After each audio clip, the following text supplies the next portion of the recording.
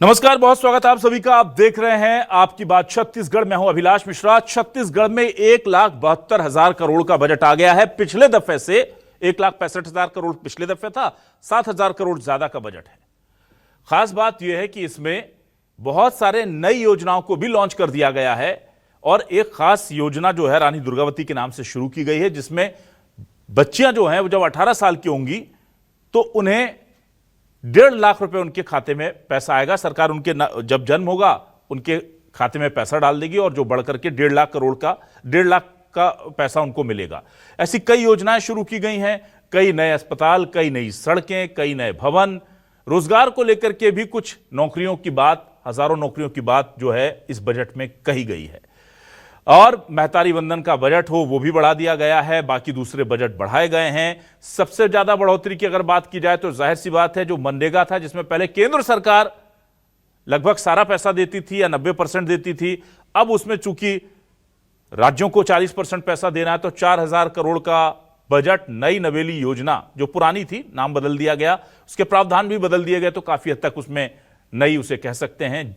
जी राम जी योजना के लिए 4,000 करोड़ का प्रावधान किया गया। बहुत सारे क्षेत्र में, बहुत सारे सेक्टर में पैसा बढ़ा है, जाहिर सी बात है, लेकिन विपक्ष को बिल्कुल पसंद नहीं आ रहा है। भूपेश बघेल जी कह रहे हैं कि पुराना मामला है, पुराना मैटर है और उसे भी ये लोग एआई से ठीक तक नहीं कराते, वही चीजें उठाकर दे देते हैं। किसी को कोई फायदा नहीं हो रहा, ना किसान को हो रहा है, ना जवान को हो रहा है, ना महिला को हो रहा है, ना किसी और व्यक्ति को हो रहा है।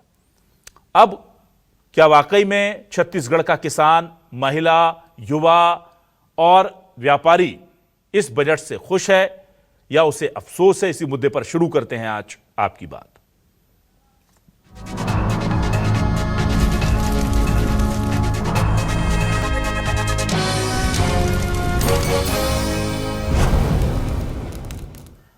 आइए सबसे पहले सुनते हैं कि सीएम डॉक्टर विष्णुदेव साय ने, माफ कीजिएगा, सीएम विष्णुदेव साय जी ने क्या कहा है इस बजट को लेकर। पहली प्रतिक्रिया उनकी देख लेते हैं, आगे आपको दिखाएंगे वित्त मंत्री और कांग्रेस की क्या प्रतिक्रिया रही है। पहले सीएम विष्णुदेव साय ने क्या कहा इस बजट को लेकर, सुनिए। और ये तीसरा वर्ष संकल्प पर आधारित है और ये बजट बहुत अच्छा है, छत्तीसगढ़ के हित में है, छत्तीसगढ़ के सभी लोगों के हित में है। सभी वर्गों का ख्याल इसमें रखा गया है और विशेषकर बस्तर और सरगुजा संभाग को फोकस किया गया है। बस्तर जो करीब 4 दशकों के बाद नक्सल मुक्त होने जा रहा है और 4 दशकों तक वहां पर विकास पहुंचा नहीं था और वहां पर विकास पहुंचाने की दृष्टि से अनेकों प्रावधान बजट में किए गए हैं। भूपेश बघेल जो एक्स सीएम है छत्तीसगढ़ के, उन्होंने जमकर निशाना साधा है इस बजट को लेकर सरकार पर और वित्त मंत्री ओपी चौधरी पर। और उधर पलटवार में ओपी चौधरी जो है इस बजट को जनता के लिए हर तरह से सर्वस्पर्शी करार दे रहे हैं और बता रहे हैं कि सभी का इसमें ख्याल रखा गया है। दोनों के बयान सुनिए। पोर्टल बंद है, नए जो 18 साल के हो गए हैं उनके लिए नहीं है, नई ब्याहता आई है उसके लिए उनको नहीं मिल रहा है, तो पोर्टल ये बंद करके रखे हैं। बीएड वालों को जो जिनका सिलेक्शन हो गया, सब कुछ है, नौकरी कर रहे थे तो निकाल दिया गया, उसको दे नहीं रहे।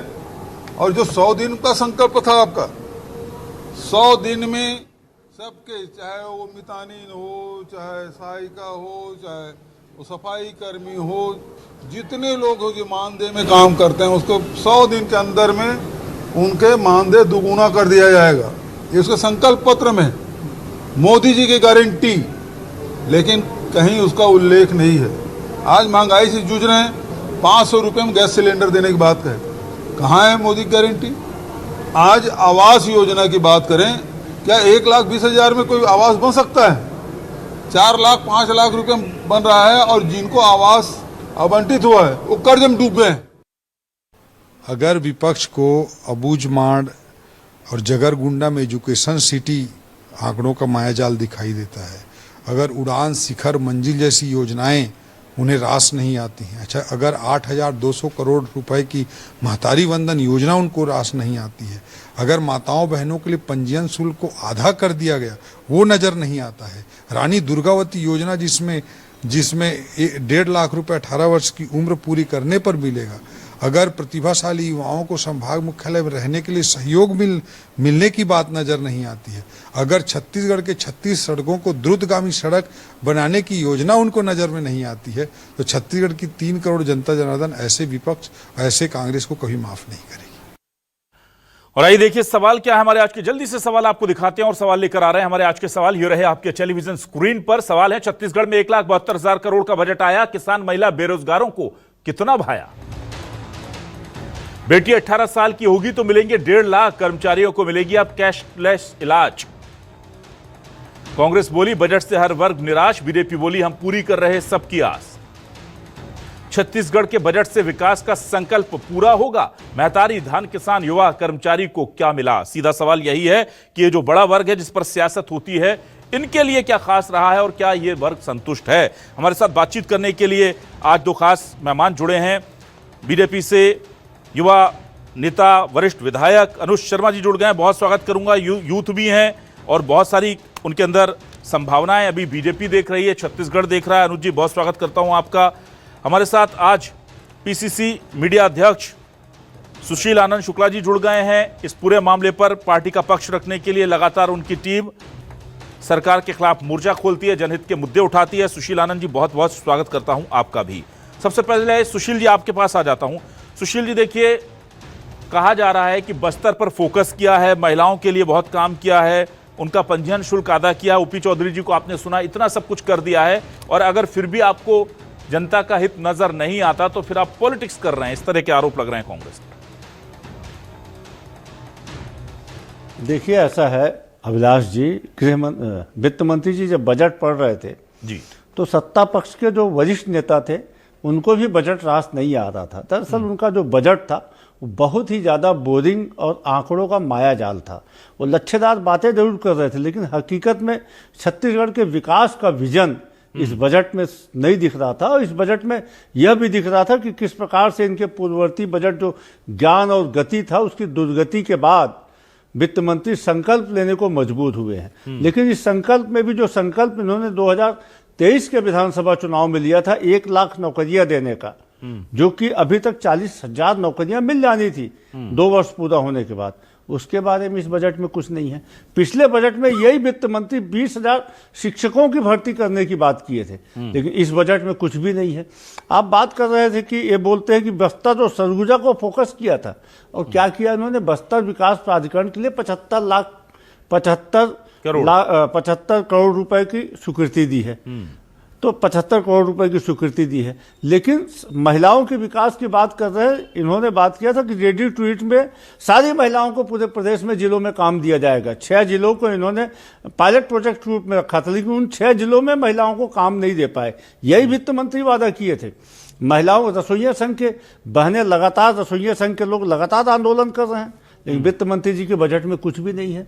हमारे डीएड के अभ्यर्थी लगातार आंदोलन कर रहे हैं, उसमें कुछ नहीं है। 57,000 शिक्षकों के पद खाली है। 35,000 पद भर्ती की बात बृजमोहन अग्रवाल किए थे, जो भूतपूर्व हो चुके हैं। 20,000 भर्ती की बात स्वयं किए थे ओपी चौधरी, जो उसको भूल चुके हैं। तो 57,000 पद अभी भी रिक्त पड़े, उसके बारे में इस बजट में कुछ नहीं है। इस बजट में है क्या? युवाओं के लिए कुछ भी नहीं, रोजगार के संसाधन है। ये रोजगार की बात होती है तो बोलते हैं कि हम जो व्यापम है उसको और मजबूत करेंगे। भैया व्यापम एक एजेंसी है भर्ती करने की, आप उसको मजबूत करिए, लेकिन व्यापम के माध्यम से कितनी भर्तियां करेंगे, उसके लिए क्या वित्तीय प्रावधान किया गया, उसके बारे में इस बजट में कुछ नहीं है। किसानों को इस बजट ने निराश किया, किसानों के लिए कुछ भी नहीं है इस बजट में। वित्त मंत्री छत्तीसगढ़ के हैं, लेकिन बातें ऐसे कर रहे थे, वो रेल परियोजना की बढ़ाने की बात करें तो हवाई परियोजना बढ़ाने की बात करें, कुल मिला के हवाई बातें कर रहे थे। छत्तीसगढ़ में किस प्रकार से छत्तीसगढ़ की सिंचाई परियोजना को लागू किया जाएगा, उसके बाद में वित्त मंत्री के पास कोई प्रावधान नहीं था। छत्तीसगढ़ की उद्योग नीति बढ़ाने के लिए ये बोलते हैं लैंड बैंक बनाया जाएगा, मतलब लैंड बैंक बना के सिर्फ किसानों के शोषण का काम किया जाएगा। उद्योगों को बढ़ावा देने की दिशा में या छोटे छोटे MSME लाने की दिशा में वित्त मंत्री पूरी तरीके से मौन रहे हैं। ठीक है। तो कुल मिलाकर इस बजट ने लोगों को निराश किया है। इस बजट से छत्तीसगढ़ का युवा निराश हुआ है, छत्तीसगढ़ का किसान निराश हुआ है, ठीक। छत्तीसगढ़ का उद्योगपति निराश हुआ। सबसे बड़ी बात है कि इस बजट से भारतीय जनता पार्टी का कार्यकर्ता भी निराश हुआ है। इनके विधायक, आप ठीक है। गिन लीजिए कितने बार इस बजट को लेकर उन वित्त मंत्री जी की सदन के अंदर में सराहना हुई है। चलिए ठीक है, मैं जल्दी से आ जाता हूं अनुज जी आपके पास। अनुज जी देखिए, बहुत महत्वपूर्ण सवाल है। एक तो भूपेश बघेल ने उठाया कि महतारी वंदन में रजिस्ट्रेशन ओपन करने को लेकर के बहुत लंबे समय से पब्लिक भी डिमांड कर रही है और कांग्रेस भी कर रही है, उसको लेकर कुछ नहीं कहा गया। रोजगार को लेकर निशाना साधा जा रहा है कि भाई 40,000 पोस्ट जो थी वो निकलनी थी, अब तक भर जानी थी, नहीं भरी हैं। स्थानीय मुद्दों को से इतर वो कह रहे हैं कि बजट जो है केवल भूपेश बघेल जी तो ट्वीट कर रहे हैं कि एआई से ही बनवा लेते, वो भी नहीं बनवा पाए। कम से कम बजट अगर पुराना ही रिपीट कर देना था।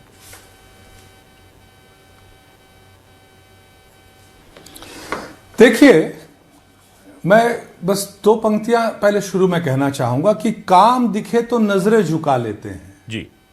काम दिखे तो नजरें झुका लेते हैं, कैमरा आए तो मुद्दा बना देते हैं। काम दिखे तो नजरें झुका लेते हैं, कैमरा दिखे तो मुद्दा बना लेते हैं। हर बार का कहना कुछ नहीं हुआ, जैसे रोना ही इनका धंधा हुआ। कांग्रेस पार्टी को इस चरणबद्ध तरीके से पहले हमने बात की थी ज्ञान की, फिर गति की, अब है बारी संकल्प की। भारतीय जनता पार्टी की सरकार ऐसी सरकार है जो अगर कोई लक्ष्य निर्धारित करती है तो उसको समयबद्ध और चरणबद्ध तरीके से हासिल करना आता है। और ये हमारे इस राज्य का तीसरा बजट था। अभी हमारे शुक्ला जी कह रहे थे कि क्या मिला, तो मैं बताना चाहता हूं कि 4,000 करोड़ रुपया वीबी जीराम जी के लिए है, और इसमें अगर 4,000 करोड़ प्रदेश से है तो 6,000 करोड़ केंद्र से अगर आता है तो 10,000 करोड़ रुपए ग्रामीण विकास के लिए होता है, जिसमें किसी भी प्रकार का काम किया जा सकता है। गांव के विकास के लिए जो भी आवश्यकता है उसको वीबी जीराम जी के माध्यम से किया जा सकता है। मुख्यमंत्री आदर्श शहर समृद्धि योजना, उसके लिए 200 करोड़ का प्रावधान हुआ है। मुख्यमंत्री द्रुतगामी सड़क संपर्क योजना, उसके लिए 200 करोड़ है, जिसमें 36 सड़कों की बात हमारे माननीय वित्त मंत्री जी कह रहे थे। उसके बाद कैशलेस चिकित्सा, हमारे कर्मचारी भाइयों के लिए 100 करोड़ का प्रावधान इसमें हुआ कैशलेस चिकित्सा के लिए। और सीजीएस, उड़ान, शिखर और मंजिल, यानी NEET, JEE, CLAT, UPSC, CGPSC, railway, banking, SSC के लिए ऐसे छात्रों के लिए ये 33 करोड़ का प्रावधान हुआ है, ये मिला है। इसके अलावा आप देखेंगे कि रानी दुर्गावती योजना, अब हमारे छत्तीसगढ़ में कोई बिटिया पैदा होगी तो वो जब 18 साल की होगी तो 1.5 लाख रुपए उसे मिलेंगे। मुख्यमंत्री शिक्षा सहयोग योजना, ऐसे लोग जो संभागीय मुख्यालय में रहेंगे, ऐसे बच्चे, प्रतिभाशाली बच्चे जिनको हॉस्टल की सुविधा नहीं होगी, उनके लिए मुख्यमंत्री जी की ओर से सहयोग के लिए यह योजना आई है। लखपति दीदी भ्रमण योजना, इसके बाद मुख्यमंत्री आस्था पथ शक्तिपीठ के भ्रमण की योजना, युवा दर्शन योजना युवाओं के लिए, अबूझमाड़ और जगरगुंडा में एजुकेशन सिटी, अब बस्तर से नक्सलियों का सफाया हो गया है और वो भी चरणबद्ध तरीके से हुआ है, लक्ष्य निर्धारित करके हुआ है, वहां पर एजुकेशन सिटी के लिए यह व्यवस्था हो गई है। लैंड बैंक के विकास के लिए बोल रहे हैं, औद्योगिक क्यों विकास नहीं करना चाहिए छत्तीसगढ़ को, और लैंड बैंक अगर सरकार बनाना चाहती है तो आगे हमारे औद्योगिक विकास के लिए लाभकारी होगा। नए औद्योगिक पार्क खुलेंगे, इसमें इनको प्रॉब्लम है। बस्तर और सरगुजा का औद्योगिक विकास होगा, इलेक्ट्रॉनिक्स मैन्युफैक्चरिंग क्लस्टर बनेगा, सिरपुर के विकास की योजना है। और बात कर रहे थे सिंचाई की, तो नया बैराज बनने वाला है, कहां कहां वो देख लें बजट में। और इस बार सिंचाई के बजट में बहुत बड़ा परिवर्तन आया है, बहुत उसमें मैं आपको अभी डेटा भी बता देता हूं कि वहां उसमें कितनी वृद्धि हुई है। मुख्यमंत्री का हेल्पलाइन पोर्टल है, श्रमिकों मजदूरों के लिए दुर्घटना बीमा में के लिए बजट का प्रावधान है। आप देखिए, इसको मैं पढ़ते जाऊंगा। नया मिशन, उसके बाद मुख्यमंत्री एआई मिशन, मुख्यमंत्री खेल उत्कर्ष। बताइए, एक अगर खिलाड़ी सिर्फ ओलंपिक में खेलेगा तो 21 लाख रुपए मिलेंगे, गोल्ड मेडल लाएगा 3 करोड़ मिलेंगे, सिल्वर लाएगा 2 करोड़ मिलेंगे, अगर वो ब्रॉन्ज मेडल लाता है तो 1 करोड़ रुपए मिलेंगे। मुख्यमंत्री पर्यटन विकास योजना, ये लाइन से योजनाएं हैं, चाहे इंफ्रास्ट्रक्चर की बात हो, स्टार्टअप की बात हो, या युवाओं के सहयोग की बात हो, खिलाड़ियों के सहयोग की बात हो। अब स्कूल शिक्षा के लिए इतना बड़ा बजट बढ़ाया गया, सबसे ज्यादा पैसा 22,360 करोड़ रुपए, पंचायत एवं ग्रामीण विकास के लिए 16,560 करोड़ रुपए, कृषि के लिए 13,507 करोड़, खाद्य एवं नागरिक आपूर्ति के लिए 12,820 करोड़, महिला बाल विकास के लिए 11,000 करोड़, लोक निर्माण के लिए 9,451 करोड़, ऊर्जा के लिए 9,015 करोड़, गृह हेतु 8,380 करोड़, लोक स्वास्थ्य चिकित्सा के लिए 8,050 करोड़, लोक स्वास्थ्य यांत्रिकी के लिए 3,890 करोड़, और उसके बाद ये बोलते हैं कुछ नहीं है। ये मैं आपको बस इनके लिए ये कहूंगा, ज्ञान आया तो बोले कि ये तो कम है, गति आई तो बोले इसमें दम कम है, अब संकल्प आया फिर वही शोर है, इनका तो बस झूठ पर जोर है। ठीक है अनुज जी। चलिए, मेरे साथ इस वक्त डॉक्टर बीएल सोनकर जुड़ गए, अर्थशास्त्री हैं, उनसे मैं बात करूंगा। डॉक्टर सोनकर, आप मुझे सुन पा रहे हैं? जी डॉक्टर सोनकर, आज का जो डिबेट हमारा है वो यही है कि छत्तीसगढ़ की जनता की उम्मीदें क्या इस बजट से पूरी हुई हैं? क्या ये बजट आपको लगता है संतोष देकर जाएगा, या कुछ आस जो है, कुछ उम्मीदें जो हैं वो अधूरी रह गई? देखिए, बजट कभी भी मतलब खराब नहीं होता है। बजट, ये जो बजट दिया गया वो समावेशी विकास है। इसमें सभी की बातों को ध्यान रखा है, चाहे वो किसान हो, चाहे युवा हो, चाहे महिला की बात हो, सभी को इसमें कुछ न कुछ देने का प्रयास किया है। बजट का अपना एक उद्देश्य होता है, चाहे वो आर्थिक विकास हो, सामाजिक विकास की बात करें, या उसमें गुड गवर्नेंस की बात करें, या इसमें कीमत नियंत्रण की बात करें, तो सभी को दृष्टिकोण से हम देखेंगे तो बजट बहुत अच्छी है।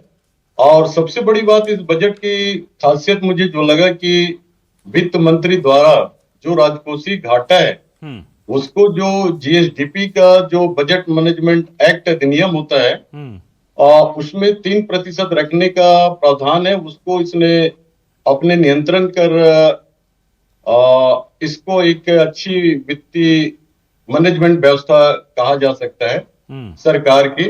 पर दूसरी तरफ हम देखेंगे तो ये लगता है कि जो हमारे रेवेन्यू एक्सपेंडिचर बढ़ते जा रहे हैं उसमें कहीं न कहीं सरकार को कमी लाने की जरूरत है। और कैपिटल एक्सपेंडिचर जो इसमें प्रावधान रखा गया है उसमें पिछले वर्ष की तुलना में हम देखेंगे तो पिछले वर्ष 18% की ग्रोथ रखा गया था, अभी इसमें 16% रखा गया है, 2% कहीं कहीं कमी की गई है। तो मुझे ऐसा लगता है कि सरकार के बहुत सारे ऐसे फ्री स्कीम जो चलते हैं, चाहे वो महतारी वंदन योजना की बात करें, या जो बोनस हम देते हैं, तो उसका जो बर्डन जो रेवेन्यू एक्सपेंडिचर में दिखाई दे रहा है, तो सरकार को रेवेन्यू एक्सपेंडिचर में जो वृद्धि हो रही है उसमें कमी करके कैपिटल एक्सपेंडिचर को बढ़ाना चाहिए, ताकि हमारे जो राज्य है उसकी विकास निरंतर बनी रहे, ऐसा मुझे लगता है। फिर भी ये जो बजट है सभी क्षेत्रों को कुछ न कुछ देने के प्रयास किया, लेकिन महत्वपूर्ण ये है कि इसमें क्रियान्वयन कैसे होगी, एक जिम्मेदारी तय करनी होगी ताकि रिजल्ट इसमें दिखाई दे। ठीक है सर, मैं वापस आ जाता हूं जल्दी से सुशील जी आपके पास। सुशील जी, यहां पर सवाल यह है कि ये जो बजट का एलोकेशन हुआ है, क्योंकि वित्त मंत्री फाइनेंस के एक्सपर्ट माने जाते हैं, और उस एलोकेशन को आप कैसे देखते हैं? अर्थशास्त्री भी बोल रहे हैं कि रेवेन्यू एक्सपेंडिचर जो है उसकी जगह हमको कैपिटल एक्सपेंडिचर पर और इंफ्रास्ट्रक्चर पर ज्यादा फोकस करना चाहिए, ताकि उससे रोजगार भी जनरेट होंगे, जाहिर सी बात है, और वो चीजें जो है वो रीपे भी करती हैं। तो क्या फ्रीबीज की ये जो योजनाएं हैं या जो दूसरे जो चीजें बर्डन है वो हाथ बांध रही हैं सरकार के, कि वो यहां पर एक्सपेंडिचर को लेकर के उनको लिमिट करना पड़ रहा है? देखिए, वित्त मंत्री जी ने जो बजट प्रस्तुत किया, सही मायने में देखा जाए तो ये बजट सिर्फ कागजी बजट है। हकीकत में इनके पास में कुछ भी करने के लिए है ही नहीं। एक एग्जांपल दे रहा हूं कि पिछले बार जो इन्होंने पीडब्ल्यूडी के लिए बजट एलोकेट किया था, पीडब्ल्यूडी विभाग एक साल में उसका मात्र 28% ही खर्च कर पाया। मतलब सिर्फ 28, जो इनके बजट में जो प्रावधान था उसका 28% ही हकीकत में खर्चा हो पाया। वही कुछ स्थिति इस बात भी बन रही, जैसे इन्होंने अभी फ्रीबीज की बात कर रहे थे, अब महतारी वंदन में 8,200 करोड़ रुपए का प्रावधान किया है।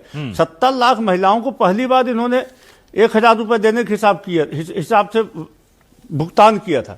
यदि उसको एज इट इज उतनी ही महिलाएं रखते हैं तो भी 8,400 करोड़ रुपए होना चाहिए। 200 करोड़ रुपए तो उसी में कमी दिख रही है, जबकि इतने दिन में 2 साल में इसकी संख्या बढ़नी चाहिए और ज्यादा महिलाओं का आवेदन खुलने चाहिए जो अपने वादे पे पूरा कर रहे हैं। दूसरी बात, इस बजट में मुफ्त इलाज की बात की गई है। 1,500 करोड़ रुपए का प्रावधान आयुष्मान योजना के लिए किया गया है, जबकि हकीकत है, माननीय विधायक जी बैठे, उनकी जानकारी में होगा कि 1,670 करोड़ रुपए की तभी उधारी बची हुई है सरकार के पास प्राइवेट अस्पतालों की, और इस साल के बजट में आप 1,500 करोड़ रुपए मात्र प्रावधान कर रहे हैं। तो पिछली उधारी पटाएंगे कि नया इलाज कराएंगे, ये बड़ा सवाल उठता है। 56,000 शिक्षकों की भर्ती के बारे में इस बजट में मौन है पूरी तरीके से। 500 रुपए में सिलेंडर देने की बात किए थे, भैया तीसरा बजट आ गया आपका, कब उसके लिए प्रावधान होगा? जब आपकी विदाई होगी उसके बाद प्रावधान होगा। इसी तरीके से अनियमित शिक्षकों, अनियमित कर्मचारियों को 100 दिन के अंदर नियमित करने की बात की गई थी इस बजट में, उसके बारे में वित्त मंत्री पूरी तरीके से मौन है। सिर्फ शेरोशायरी से काम नहीं चलता, हकीकत और जो वास्तविकता है उससे काम चलता है। आप लच्छेदार बातें कर लीजिए, आप भाषण दे दीजिए, ज्ञान लाए, गति लाए, अब संकल्प देते, भैया आपके गति की कितनी दुर्गति हुई है। 135 लाख करोड़ रुपए का आपने कर्जा ले लिया पिछले 2 साल में ही। ये स्थिति है आपके बजट। आप उसके बाद में आप बात करते हैं कि हम छत्तीसगढ़ का विकास करेंगे। अरे तूता में डीएड के अभ्यर्थी बैठे हुए हैं जिसके लिए कि कुछ भी नहीं करना, आपको सिर्फ प्रावधान करना है, उसके बारे में आप कुछ नहीं कर रहे हैं। रसोइया संघ की बहनें वो क्या कलेक्ट्रेट दर मांग रही हैं, आप उनको 1,900 रुपए में नौकरी करवा रहे। कलेक्ट्रेट दर देने की आपकी क्षमता नहीं है, आप इसके लिए बजट में कुछ नहीं कर सकते हैं। तो धिक्कार है ऐसी सरकार को, और ऐसे बजट से कैसे छत्तीसगढ़ की जनता संतुष्ट होगी? सिर्फ हवाई बातें करना ही इनका उद्देश्य है। 2 साल में इन्होंने छत्तीसगढ़ के इंफ्रास्ट्रक्चर को बर्बाद कर दिया है। इस सरकार के पास में कोई विजन नहीं है। इस बजट में साफ दिख रहा था कि गृह मंत्री सिर्फ शब्दों के आधार पर, जैसा वो बनाया जाता है ना, शब्दों के आधार पर पजल बनाया जाता है। पहले ज्ञान का पजल लेके आए, फिर GATI गति का पजल लेके आए, अब SANKLP संकल्प का पजल लेके आए। सिर्फ पजल खेल रहे हैं कि वित्त मंत्री जी, इसके अलावा कुछ भी नहीं है। इस बजट से जनता निराश हुई है। इस बजट ने छत्तीसगढ़ को पीछे धकेलने का काम किया है। ठीक है अनुज जी, देखिए एक तरफ कहा जा रहा है कि आयुष्मान योजना के लिए 1,500 करोड़ का प्रावधान किया है और 1,677 करोड़ की उधारी है। आयुष्मान से संबंधित प्राइवेट अस्पतालों ने अभी कुछ दिनों पहले इलाज करने से मना कर दिया था और फिर तुरंत ही जो है स्वास्थ्य मंत्री को उनसे मोहलत मांगनी पड़ी थी, कहना पड़ा था कि 1 हफ्ते 1.5 हफ्ते में आपका उधारी की हम व्यवस्था करते हैं, आप इलाज शुरू कीजिए। ये तो तकनीकी चीजें हैं, लेकिन महतारी वंदन में नई बहनों का रजिस्ट्रेशन शुरू होगा या नहीं होगा, इसको लेकर सरकार असमंजस में है या वित्तीय प्रबंधन नहीं हो पा रहा है? दिक्कत क्या है ये? क्योंकि आपकी फ्लैगशिप योजना है, कहा जाता है कि इस योजना ने आपको सत्ता में लेकर आए और अब उसमें नाम कट रहे हैं। 71 लाख महिलाओं से शुरू हुए थे, करीब 69 लाख के आसपास पहुंच गए हैं। 70 आज वित्त मंत्री जी बोल रहे थे कि करीब 70 लाख महिलाएं, तो ये तो कम हो रही हैं। डबल इंजन की सरकार में तो राहतों की, फ्रीबीज की जो रफ्तार है उसको बढ़ना चाहिए। बहुत सारे सवाल उठ रहे हैं, रोजगार को लेकर के भी सवाल है, नौकरियों का क्या? देखिए, मैं इस विषय में सिर्फ ये बात कहूंगा कि अभी SIR की प्रक्रिया शुरू हुई, अभी जनगणना की प्रक्रिया शुरू होने वाली है। उसके बाद निश्चित तौर पे इस पे भी सरकार निर्णय लेगी कि, और आप जो नंबर कम होने की बात कर रहे हैं, जिनको महतारी वंदन का लाभ मिल रहा था, उसमें काफी सारे लोगों का देहांत हुआ है और इस वजह से कुछ संख्या कम हुई है, लेकिन बहुत ज्यादा कम नहीं हुई। 1 लाख का फर्क आया है, पहली चीज। दूसरी चीज, बात कर रहे थे व्यापम को मजबूत करने की, ये वो लोग बात कर रहे हैं जिनके शासनकाल में PSC का इतना बड़ा महा घोटाला हुआ, PSC में व्यापम में इतनी सारी अनियमितताएं थी। ये लोग रेडी टू ईट की बात करेंगे, जो हमारी महिलाओं, हमारी बहनों से छीन कर जो कंपनी को दे दिए थे, ये बात करेंगे। सोशल मीडिया ये बात करेंगे विकास की बात करने के लिए। आप बात कर रहे हैं बजट की। हाँ, मैं आपसे यही कहना चाह रहा हूं, नहीं पाएंगे सरकार में अगर आप बैठे इस रहेंगे बजट तो को बात करनी पड़ेगी। मैं आपको जवाब दे रहा हूं साहब, आप भी सुन लीजिए। मैंने आपको बिल्कुल इंटरप्ट नहीं किया शुक्ला जी। मैं आपसे निवेदन पूर्वक ये कहना चाह रहा हूं, आपके शासनकाल के समय अस्पतालों का पैसा ही नहीं दिया गया था जहां पर इलाज हो रहा था। आपने केंद्र की योजनाओं को आने नहीं दिया, गरीबों का मकान बनने नहीं दिया, लोगों का इलाज नहीं होने दिया। हमारी सरकार आने के बाद देखिए कितने मकान बने। आप देखिए हमने धान कितने में लिया और सफलतापूर्वक लिया।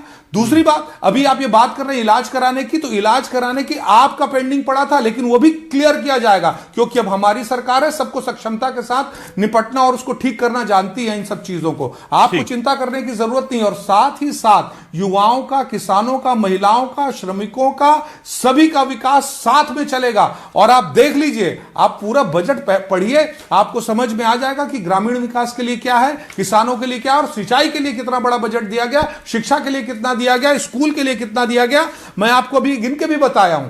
बात करने से नहीं होगा साहब, काम करने से होगा। और भारतीय जनता पार्टी चरणबद्ध तरीके से, समयबद्ध तरीके से किसी टारगेट को अचीव करना जानती है। अगर कहा गया कि धारा 370 हटेगी तो कश्मीर से हटा, अगर कहा गया कि छत्तीसगढ़ से नक्सलवाद समाप्त होगा तो हो रहा है। 31 मार्च तक आप देख लीजिएगा, छत्तीसगढ़ से नक्सलवाद समाप्त हो जाएगा। ठीक है, चलिए मैं जल्दी से आ जाता हूं, मैं जल्दी से बीएल सोनकर जी आपके पास आता हूं।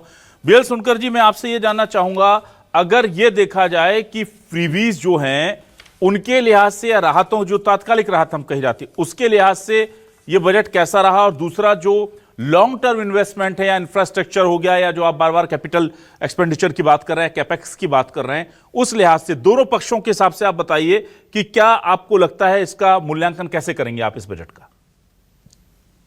देखिए क्या है, हमारे जो छत्तीसगढ़ राज्य है, तो बहुत सारे ऐसे स्कीम है जो वेलफेयर से संबंधित रहते हैं, जो सरकार को चलाने के लिए बाध्य भी रहते हैं।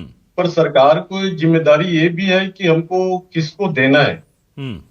जो पात्र लोग हैं उन्हीं को देने का प्रयास करना चाहिए। बहुत सारे ऐसे स्कीम रहते हैं एक लार्ज स्केल में, या बहुत सारे लोगों को मिल जाता है जिसकी समीक्षा नहीं की जाती है। तो यहाँ पर सरकार को समीक्षा करना चाहिए, जो बिल्कुल नीडी पर्सन जिसको कहा जाता है, कि आवश्यकता जिनको है फ्री में कोई स्कीम देने के लिए, या किसी भी व्यक्ति को उनकी आर्थिक स्थिति में सुधार करने के लिए। चूंकि एक अर्थशास्त्रीय दृष्टिकोण से जब मैं देखता हूँ सर, तो ये जो फ्री स्कीम है, डायरेक्ट जो बेनिफिट जो मिलता है, वो लॉन्ग टर्म के लिए अच्छा नहीं होता। ये शॉर्ट टर्म के लिए तो ठीक है, लेकिन इसको यदि स्थायी बना लिया जाए इस योजना को, तो वो हमारे देश के विकास को प्रभावित करेगा। ठीक है, इसलिए सरकार को समय समय पर इसकी समीक्षा करनी चाहिए, और समीक्षा करने के बाद इसमें मिनिमम प्रयास करना चाहिए कि मिनिमम एक्सपेंडिचर हो, जो एक्चुअल जिसको पात्र उन्हीं को दे, और उससे जो हमारी बचत होगी उसको कैपिटल एक्सपेंडिचर में हमको व्यय करना चाहिए, ताकि इसका बेनिफिट प्रेजेंट के साथ साथ भविष्य को भी मिले। तो इस बात का हमेशा ध्यान रखना चाहिए कि जब भी ऐसे स्कीम बनाए तो उसके लॉन्ग टर्म में क्या इसका इम्पैक्ट पड़ेगा। ठीक है, तो कुल मिलाकर के बजट आया है, चूंकि अब ये 3 साल हो चुके हैं और एक आधा जो है कार्यकाल अब तक लगभग निकल गया, तीसरा बजट है, तो जाहिर सी बात है कि अब डिलीवरी वाला बजट चाहिए होगा। अगले 2 बजट कैसे होंगे उसका आधार इन्हें तैयार करना था। मध्य प्रदेश सरकार ने कहा है कि हमने 3 सालों का रोलिंग बजट दिया है, क्योंकि उन्हें पता है कि यह बजट जो होता है बेस हो जाता है चुनाव वाले साल में, जब आप जाते हैं उस बजट में, और वहां पर बहुत सारी जो आपको वादे हैं वो सब पूरे करने होते हैं। कांग्रेस हमलावर है, वो 500 रुपए का सिलेंडर चाहती है जनता के लिए, जैसे वादे किए गए थे। वो चाहते हैं कि आपने जो नौकरियों का वादा किया था उसे पूरा किया जाए। वो चाहते हैं कि जो महतारी वंदन है उसका रजिस्ट्रेशन ओपन किया जाए। जनता की भी मांग लगभग यही है। सरकार कह रही है धीरे धीरे तरफ हम अपने सारे टारगेट जो हैं वो अचीव करने जा रहे हैं। कई हमने कर लिए हैं, कुछ और बचे हैं। अब देखते हैं कि जनता के दिलों में यह बजट कितनी जगह बना पाता है। अभी प्रतिक्रियाएं आनी शुरू हुई हैं, ये 1 साल बताएगा कि क्रियान्वयन कैसा हो पाएगा। बहुत शुक्रिया अदा करूंगा मैं अनुज जी आपका हमारे साथ जुड़ने के लिए। सुशील आनंद जी, आपको न्यूज़ 24 मध्य प्रदेश छत्तीसगढ़ रुपए उसे मिलेंगे। मुख्यमंत्री शिक्षा सहयोग योजना, ऐसे लोग जो संभागीय मुख्यालय में रहेंगे, ऐसे बच्चे, प्रतिभाशाली बच्चे जिनको हॉस्टल की सुविधा नहीं होगी, उनके लिए मुख्यमंत्री जी की ओर से सहयोग के लिए यह योजना आई है। लखपति दीदी भ्रमण योजना, इसके बाद मुख्यमंत्री आस्था पथ शक्तिपीठ के भ्रमण की योजना, युवा दर्शन योजना युवाओं के लिए, अबूझमाड़ और जगरगुंडा में एजुकेशन सिटी। अब बस्तर से नक्सलियों का सफाया हो गया है, और वो भी चरणबद्ध तरीके से हुआ है, लक्ष्य निर्धारित करके हुआ है। वहां पर एजुकेशन सिटी के लिए यह व्यवस्था हो गई है। लैंड बैंक के विकास के लिए बोल रहे हैं, औद्योगिक क्यों विकास नहीं करना चाहिए छत्तीसगढ़ को, और लैंड बैंक अगर सरकार बनाना चाहती है तो आगे हमारे औद्योगिक विकास के लिए लाभकारी होगा। नए औद्योगिक पार्क खुलेंगे, इसमें इनको प्रॉब्लम है। बस्तर और सरगुजा का औद्योगिक विकास होगा, इलेक्ट्रॉनिक्स मैन्युफैक्चरिंग क्लस्टर बनेगा, सिरपुर के विकास की योजना है। और बात कर रहे थे सिंचाई की, तो नया बैराज बनने वाला है। कहां कहां वो देख लें बजट में। और इस बार सिंचाई के बजट में बहुत बड़ा परिवर्तन आया है। बहुत उसमें मैं आपको अभी डेटा भी बता देता हूं कि वहां उसमें कितनी वृद्धि हुई है। मुख्यमंत्री का हेल्पलाइन पोर्टल है, श्रमिकों मजदूरों के लिए दुर्घटना बीमा में के लिए बजट का प्रावधान है। आप देखिए, इसको मैं पढ़ते जाऊंगा। नया मिशन, उसके बाद मुख्यमंत्री एआई मिशन, मुख्यमंत्री खेल उत्कर्ष। बताइए, एक अगर खिलाड़ी सिर्फ ओलंपिक में खेलेगा तो 21 लाख रुपए मिलेंगे, गोल्ड मेडल लाएगा 3 करोड़ मिलेंगे, सिल्वर लाएगा 2 करोड़ मिलेंगे, अगर वो ब्रॉन्ज मेडल लाता है तो 1 करोड़ रुपए मिलेंगे। मुख्यमंत्री पर्यटन विकास योजना, ये लाइन से योजनाएं हैं, चाहे इंफ्रास्ट्रक्चर की बात हो, स्टार्टअप की बात हो, या युवाओं के सहयोग की बात हो, खिलाड़ियों के सहयोग की बात हो। अब स्कूल शिक्षा के लिए इतना बड़ा बजट बढ़ाया गया, सबसे ज्यादा पैसा 22,360 करोड़ रुपए, पंचायत एवं ग्रामीण विकास के लिए 16,560 करोड़ रुपए, कृषि के लिए 13,507 करोड़, खाद्य एवं नागरिक आपूर्ति के लिए 12,820 करोड़, महिला बाल विकास के लिए 11,000 करोड़, लोक निर्माण के लिए 9,451 करोड़, ऊर्जा के लिए 9,015 करोड़, गृह हेतु 8,380 करोड़, लोक स्वास्थ्य चिकित्सा के लिए 8,050 करोड़, लोक स्वास्थ्य यांत्रिकी के लिए 3,890 करोड़। और उसके बाद ये बोलते हैं कुछ नहीं है। ये मैं आपको बस इनके लिए ये कहूंगा, ज्ञान आया तो बोले कि ये तो कम है, गति आई तो बोले इसमें दम कम है, अब संकल्प आया फिर वही शोर है, इनका तो बस झूठ पर जोर है। ठीक है अनुज जी। चलिए, मेरे साथ इस वक्त डॉक्टर बीएल सोनकर जुड़ गए, अर्थशास्त्री हैं, उनसे मैं बात करूंगा। डॉक्टर सोनकर, आप मुझे सुन पा रहे हैं? जी डॉक्टर सोनकर, आज का जो डिबेट हमारा है वो यही है कि छत्तीसगढ़ की जनता की उम्मीदें क्या इस बजट से पूरी हुई हैं? क्या ये बजट आपको लगता है संतोष देकर जाएगा, या कुछ आस जो है, कुछ उम्मीदें जो हैं वो अधूरी रह गई? देखिए, बजट कभी भी मतलब खराब नहीं होता है। बजट, ये जो बजट दिया गया वो समावेशी विकास है। इसमें सभी की बातों को ध्यान रखा है, चाहे वो किसान हो, चाहे युवा हो, चाहे महिला की बात हो, सभी को इसमें कुछ न कुछ देने का प्रयास किया है। बजट का अपना एक उद्देश्य होता है, चाहे वो आर्थिक विकास हो, सामाजिक विकास की बात करें, या उसमें गुड गवर्नेंस की बात करें, इसमें कीमत नियंत्रण की बात करें, तो सभी को दृष्टिकोण से हम देखेंगे तो बजट बहुत अच्छी है। और सबसे बड़ी बात इस बजट की खासियत मुझे जो लगा कि वित्त मंत्री द्वारा जो राजकोषीय घाटा है उसको, जो जीएसडीपी का जो बजट मैनेजमेंट एक्ट अधिनियम होता है, उसमें 3% रखने का प्रावधान है, उसको इसने अपने नियंत्रण कर इसको एक अच्छी वित्तीय मैनेजमेंट व्यवस्था कहा जा सकता है सरकार की।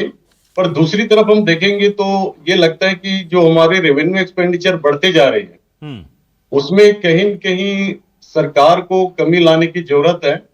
और कैपिटल एक्सपेंडिचर जो इसमें प्रावधान रखा गया है उसमें पिछले वर्ष की तुलना में हम देखेंगे तो पिछले वर्ष 18% की ग्रोथ रखा गया था, अभी इसमें 16% रखा गया है, 2% कहीं कहीं कमी की गई है। तो मुझे ऐसा लगता है कि सरकार के बहुत सारे ऐसे फ्री स्कीम जो चलते हैं, चाहे वो मातारी वंदन योजना की बात करें या जो धान जो बोनस हम देते हैं, तो उसका जो बर्डन जो रेवेन्यू एक्सपेंडिचर में दिखाई दे रहा है, तो सरकार को रेवेन्यू एक्सपेंडिचर में जो वृद्धि हो रही है उसमें कमी करके कैपिटल एक्सपेंडिचर को बढ़ाना चाहिए, ताकि हमारे जो राज्य है उसकी विकास निरंतर बनी रहे, ऐसा मुझे लगता है।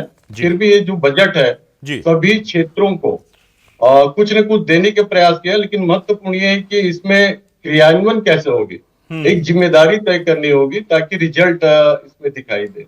ठीक है सर, मैं वापस आ जाता हूं जल्दी से सुशील जी आपके पास। सुशील जी, यहां पर सवाल यह है कि ये जो बजट का एलोकेशन हुआ है, क्योंकि वित्त मंत्री फाइनेंस के एक्सपर्ट माने जाते हैं, और उस एलोकेशन को आप कैसे देखते हैं? अर्थशास्त्री भी बोल रहे हैं कि रेवेन्यू एक्सपेंडिचर जो है उसकी जगह हमको कैपिटल एक्सपेंडिचर पर और इंफ्रास्ट्रक्चर पर ज्यादा फोकस करना चाहिए, ताकि उससे रोजगार भी जनरेट होंगे, जाहिर सी बात है, और वो चीजें जो है वो रीपे भी करती हैं। तो क्या फ्रीबीज की ये जो योजनाएं हैं या जो दूसरे जो चीजें बर्डन है वो हाथ बांध रही हैं सरकार के कि वो यहां पर एक्सपेंडिचर को लेकर के उनको लिमिट करना पड़ रहा है? देखिए, वित्त मंत्री जी ने जो बजट प्रस्तुत किया, सही मायने में देखा जाए तो ये बजट सिर्फ कागजी बजट है। हकीकत में इनके पास में कुछ भी करने के लिए है ही नहीं। एक एग्जांपल दे रहा हूं कि पिछले बार जो इन्होंने पीडब्ल्यूडी के लिए बजट एलोकेट किया था, पीडब्ल्यूडी विभाग एक साल में उसका मात्र 28% ही खर्च कर पाया। मतलब सिर्फ 28, जो इनके बजट में जो प्रावधान था उसका 28% ही हकीकत में खर्चा हो पाया। वही कुछ स्थिति इस बात भी बन रही, जैसे इन्होंने अभी फ्रीबीज की बात कर रहे थे, अब महतारी बंधन में 8,200 करोड़ रुपए का प्रावधान किया है। 70 लाख महिलाओं को पहली बार इन्होंने 1,000 रुपए देने के हिसाब से भुगतान किया था। यदि उसको एज इट इज उतनी ही महिलाएं रखते हैं तो भी 8,400 करोड़ रुपए होना चाहिए। 200 करोड़ रुपए तो उसी में कमी दिख रही है, जबकि इतने दिन में 2 साल में इसकी संख्या बढ़नी चाहिए और ज्यादा महिलाओं का आवेदन खुलने चाहिए जो अपने वादे पे पूरा कर रहे हैं। दूसरी बात, इस बजट में मुफ्त इलाज की बात की गई है। 1,500 करोड़ रुपए का प्रावधान आयुष्मान योजना के लिए किया गया है, जबकि हकीकत है, माननीय विधायक जी बैठे, उनकी जानकारी में होगा कि 1,670 करोड़ रुपए की तभी उधारी बची हुई है सरकार के पास प्राइवेट अस्पतालों की, और इस साल के बजट में आप 1,500 करोड़ रुपए मात्र प्रावधान कर रहे हैं। तो पिछली उधारी पटाएंगे कि नया इलाज कराएंगे, ये बड़ा सवाल उठता है। 56,000 शिक्षकों की भर्ती के बारे में इस बजट में मौन है पूरी तरीके से। 500 रुपए में सिलेंडर देने की बात किए थे, भैया तीसरा बजट आ गया आपका, कब उसके लिए प्रावधान होगा? जब आपकी विदाई होगी उसके बाद प्रावधान होगा। इसी तरीके से अनियमित शिक्षकों, अनियमित कर्मचारियों को 100 दिन के अंदर नियमित करने की बात की गई थी इस बजट में, उसके बारे में वित्त मंत्री पूरी तरीके से मौन है। सिर्फ शेरोशायरी से काम नहीं चलता, हकीकत और जो वास्तविकता है उससे काम चलता है। आप लच्छेदार बातें कर लीजिए, आप भाषण दे दीजिए, ज्ञान लाए, गति लाए, अब संकल्प लेते, भैया आपके गति की कितनी दुर्गति हुई है। 135 लाख करोड़ रुपए का आपने कर्जा ले लिया पिछले 2 साल में ही। ये स्थिति है आपके बजट। आप उसके बाद में आप बात करते हैं कि हम छत्तीसगढ़ का विकास करेंगे। अरे तूता में डीएड के अभ्यर्थी बैठे हुए हैं। पर वक्त देने के लिए शुक्रिया डॉक्टर BL सोनकर जी। बहुत शॉर्ट टाइम में आपने हमें ज्वाइन किया, आपका विशेष आभार। पूरे दर्शकों का शुक्रिया, नमस्कार।